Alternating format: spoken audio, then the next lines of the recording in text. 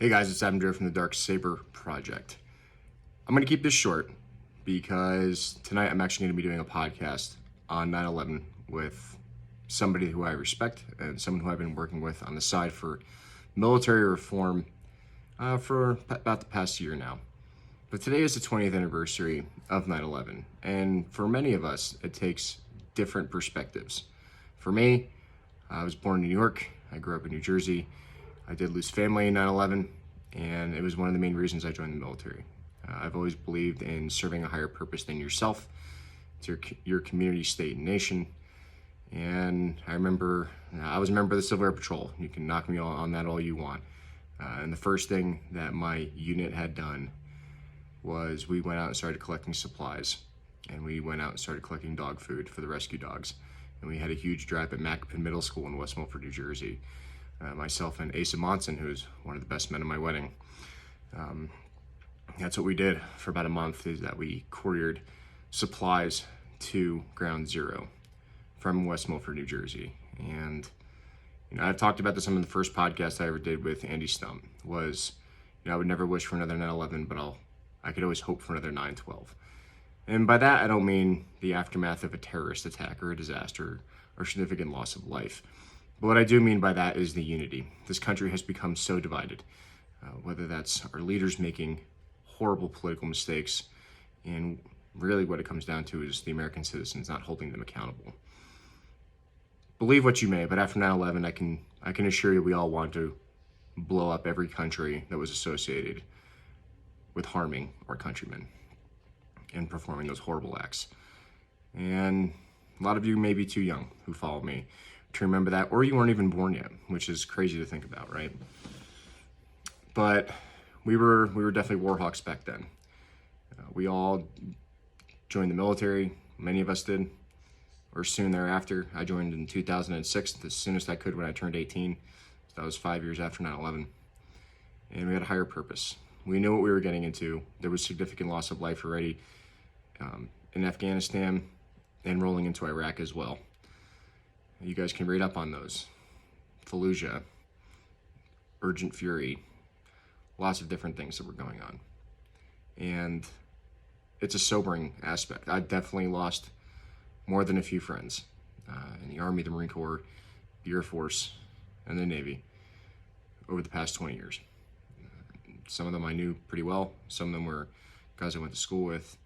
But regardless, it takes a different toll on you, 20 years of war, when you actually lose people who are close to you.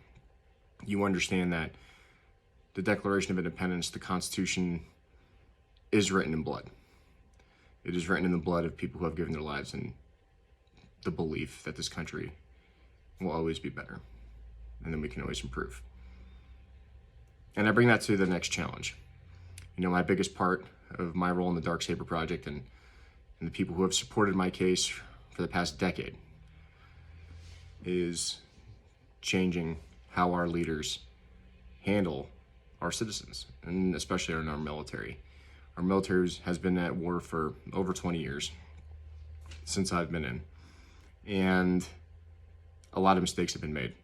It's a lot of war profiteering, a lot of forced compliance, a lot of violation of constitutional rights. And although many servicemen and women will blindly follow them into the dark and do whatever they're told, I believe we're seeing the after effects of that.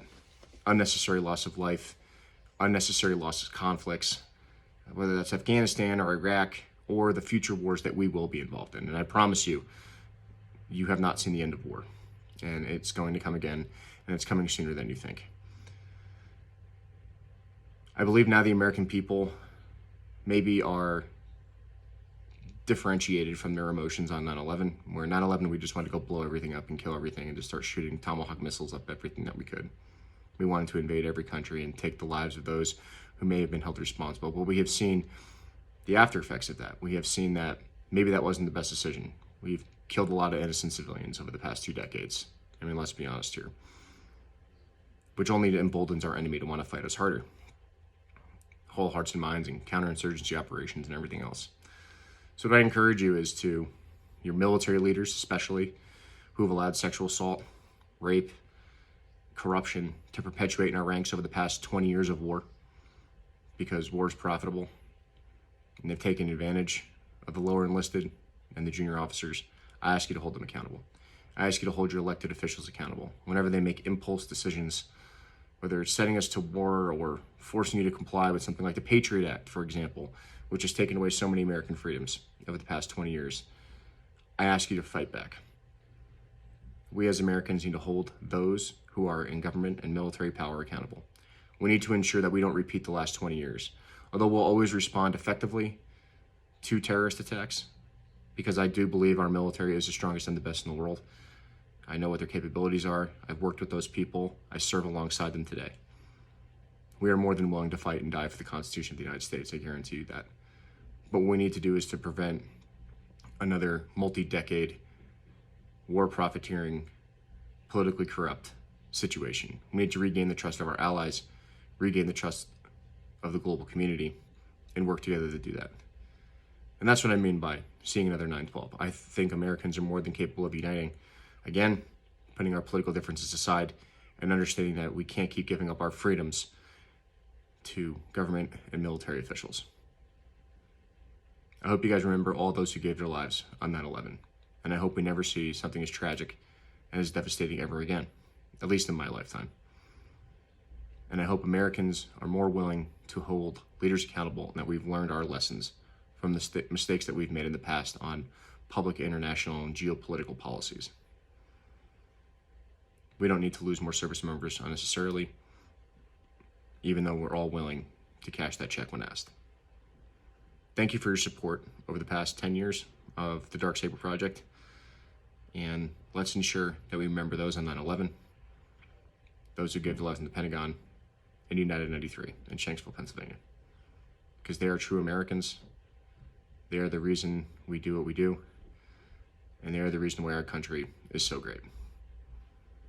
God bless you all, and God bless the United States of America.